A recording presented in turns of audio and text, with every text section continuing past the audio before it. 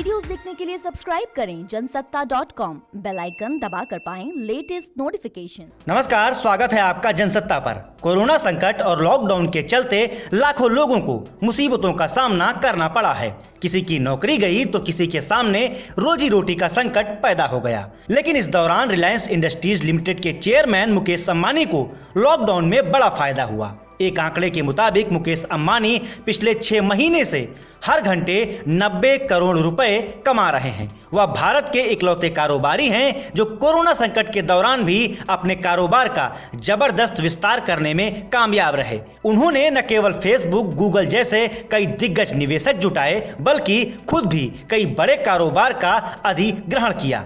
नतीजा यह रहा कि वह लगातार 13वें साल फोर्ब्स की लिस्ट में भारत के सबसे अमीर शख्स बने हुए हैं।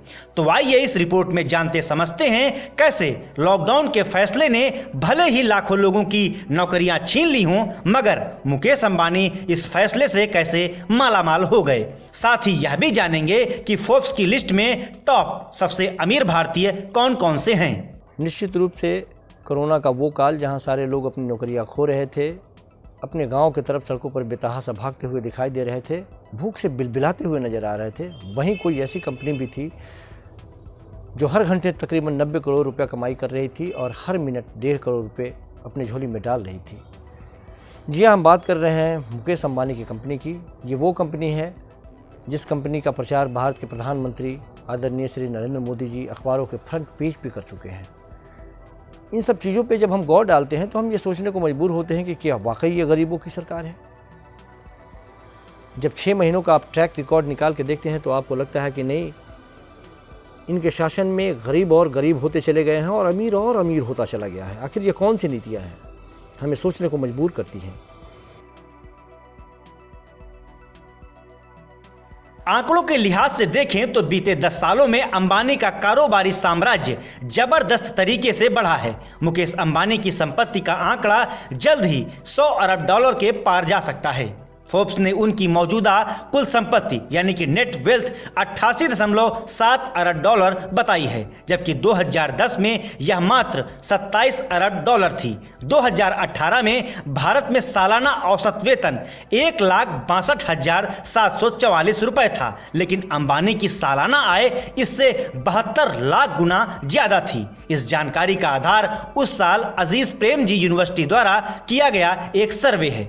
2019 में अंबानी ने $45 लाख रोजाना के औसत से संपत्ति अर्जित की। अंबानी की संपत्ति हर मिनट $31,202 की दर से बढ़ी। इस साल उनकी दौलत में कुल $16.4 अरब का इजाफा हुआ। वहीं ब्लूमबर्ग ने मुकेश अंबानी को $80.6 अरब की संपत्ति के साथ हाल ही में दुनिया का चौथा सबसे अमीर शख्स बताया है, जबकि IIFL हेरन इंडिया की लिस्ट के मुताबिक मुकेश अंबानी की संपत्ति में 73% की जबरदस्त बढ़ोतरी दर्ज हुई है।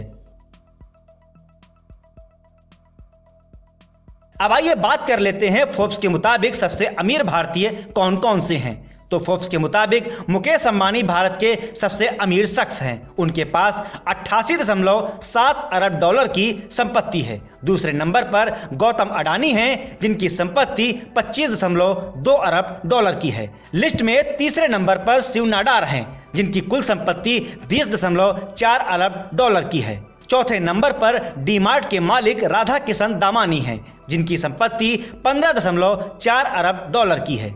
5वें नंबर पर हैं हिंदुजा ब्रदर्स, इनकी कुल संपत्ति 12.8 अरब डॉलर है। इसके साथ ही 11.5 अरब डॉलर की संपत्ति के साथ साइरस पूनावाला 6वें नंबर पर है।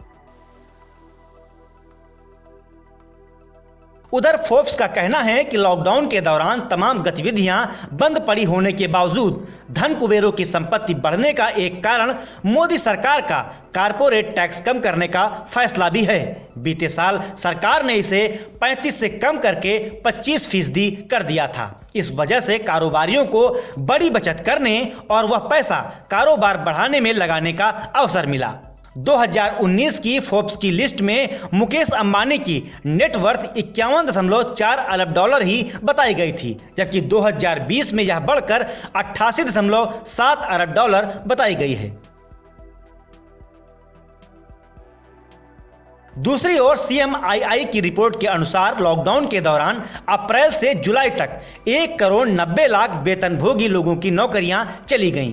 इन वेतनभोगियों में दिहाड़ी पर काम करने वाले लोग अभी शामिल नहीं हैं। अब यदि देश की ही बात करें तो भारत की GDP ग्रोथ रेट निगेटिव में -2-3.9% रही थी। आर्थिक हालात किस कदर खराब होते जा रहे हैं इसका अंदाजा इसी बात से लगाया जा सकता है कि अब कई राज्य अपने कर्मचारियों को वेतन देने के लिए भी जूझ रहे हैं और केंद्र से मदद की गुहार लगा रहे हैं। आपको बता दें कि इससे पहले वर्ष 2018-19 में देश में प्रति व्यक्ति आय 10,534 रुपए प्रति माह रही थी। हालांकि तब देश की ग्रोथ रेट मौजूदा ग्रोथ रेट से काफी ज्यादा थी। ऐसे में धन कुबेरों की संपत्ति में इस वक्त इजाफा होना काफी दिलचस्प है। फिलहाल इस रिपोर्ट में इतना ही, लेकिन देश दुनिया से जुड़ी हर खबर के लिए आप बने रहिए जनसत्ता के साथ।